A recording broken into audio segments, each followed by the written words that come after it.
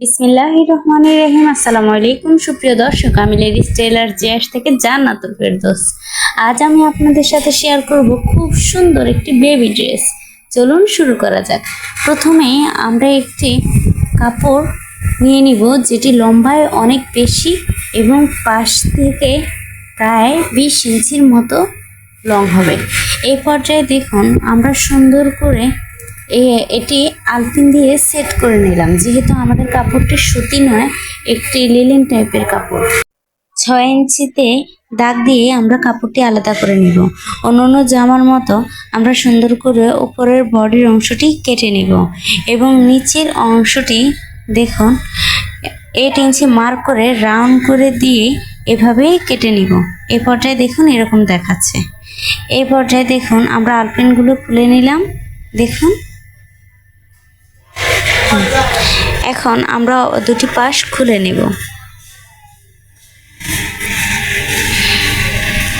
এবার দেখুন আমরা সুন্দর করে দুটি পাশ এভাবে আবার আলপিন দিয়ে সেট করে নেব। দেখুন নিচের অংশটি আলপিন দিয়ে সেট করে নেওয়ার পূর্বে আমরা এভাবে সুন্দর করে দেখুন নিচের অংশের এই সেলাইটি দিয়ে নেব।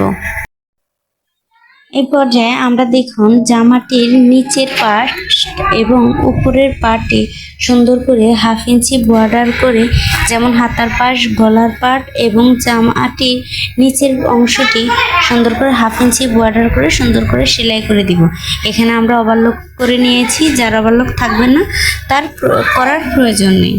দেখুন সুন্দর করে আমরা এভাবে বর্ডারগুলো পরপর সেলাই করে নিয়েছি।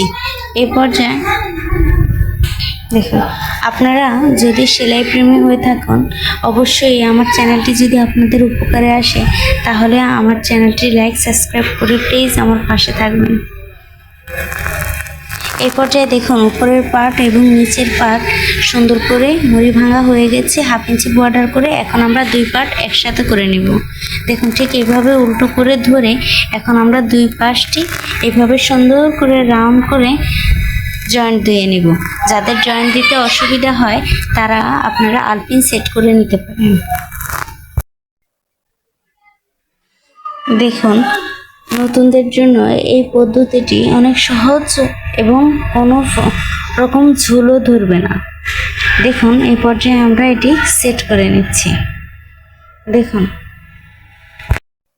এখন এই পর্যায়ে আমরা মিডল মাঝখান বরাবর একটি এলাস্টিক নিব। চিকন টাইপের এলাস্টিক নিয়ে আমরা এটি ঘুরিয়ে ঘুরিয়ে সেট করে নিব। এবার আমরা জামাটির একদম বর্ডারে হাতার যেই ফিতাটি সেটি তৈরি করব। প্রথমে আমরা সুন্দর করে এইভাবে একটি ফিতা তৈরি করে নিব, 4টি ফিতা তৈরি করে নিব এইভাবে।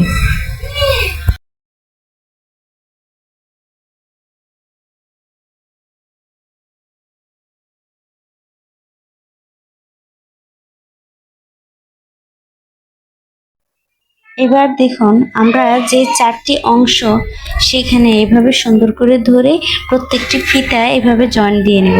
দেখুন অবশেষে ফিতাগুলো জয়েন দেওয়া শেষ হয়ে গেছে। এখন আমরা সুন্দর করে এটি একটি গিট দিয়ে দেব। দেখুন এটি গরমের সিজনে বাচ্চাদের একটি আরামদায়ক একটি জামা হয়ে যাবে। আপনারা বাসায় থাকা স্টিচ কাপড় দিয়ে এই সুন্দর জামাটি তৈরি করে ফেলতে পারেন। আশা করছি ভালো থাকবেন।